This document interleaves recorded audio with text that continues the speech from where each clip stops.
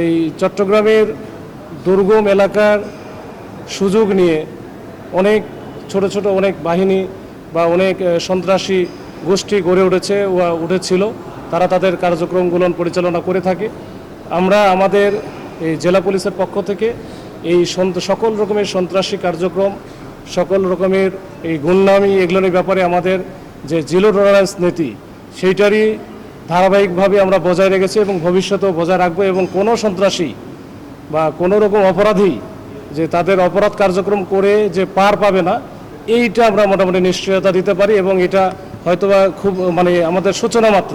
তো এগুলো আমরা ভবিষ্যতে আপনারা দেখবেন যে আমরা আরও বড় বড় অভিযান পরিচালনা করব। আমাদের যারা গোয়েন্দা বাহিনী আছে বিভিন্ন দপ্তরের, আমাদের আইন শৃঙ্খলা বাহিনী যারা আছে কাজ করে, তাদের সাথে সবার সাথে আমরা সমন্বয় করে আমরা যারা এই ধরনের কার্যক্রমের সাথে জড়িত তাদেরকে আস্তে আস্তে আমরা আইনের আওতায় নিয়ে আসব।